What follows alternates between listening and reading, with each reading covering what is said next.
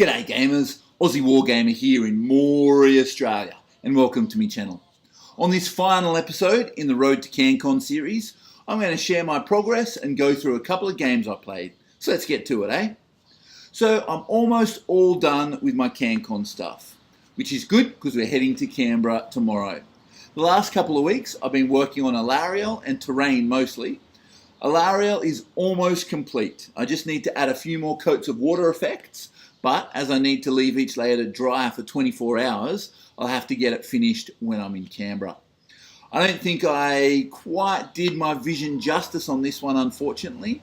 It was the first time I made my own silicone casts, and there's a bunch of things I'd do differently if I did it again.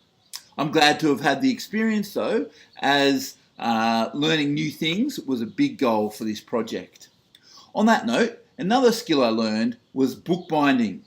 I wanted to put together and self-bind a tournament book with rules, war scrolls, army background, game journal pages and other things for the event, and as part of my display as well. I found some great tutorials online and I'm pretty happy with the way it came out. If you're at CanCon, feel free to come over and have a flick through it. Also got my display board all done with the addition of some greenery and a few critters around the board. I got 2 games in since the last episode. The first was 3 Places of Power against Ogres in preparation for my round 1 grudge against the man, the myth, the legend, Mr. Doom and Darkness himself. My opponent runs a very different list to Doom though, mainly Iron Guts with some Beastclaw Raiders and Troggoths. I went first and moved up onto the objectives, although I mismoved my Enchantress so she couldn't hold the objective. I got cogs off and my Grail Knights made a first turn charge, but got cut apart by some Iron Guts. By the end of turn 2, I was up 6-0 in points, but Destruction had lived up to its name, and I only had 2 models left on the board, my Bretonnian Lord and a lone Colonel Hunter. My opponent won priority for turn 3 and killed everything.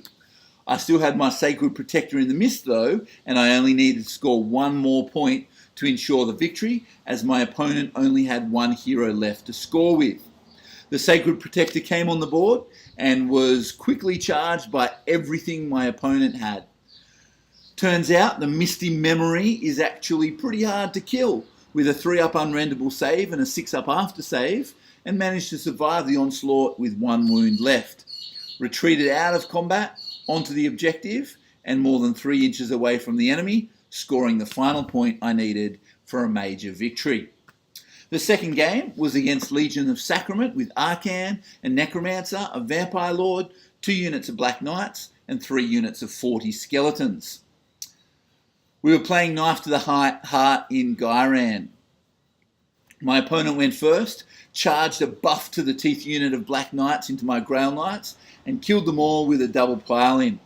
I wasn't sure how I would go losing the Grail Knight so early, but it turns out Alarielle is really good against low wound, no rend units. She almost single-handedly killed the Black Knights, and then killed them again, and then killed them a 3rd time. I didn't have enough punch to remove all the skeletons off his objective though, and ended up with the minor win on kill points. I'm really excited about CanCon weekend, and I'll probably post some videos with my opponents over the course of the tournament. Well, that's all from me. If you're going to CanCon, feel free to come up and have a chat with me anytime, have a squiz at the army, and chat about Warhammer. Thanks for watching, and as always, subscribe if you want to hear more of my voice. Catch us later.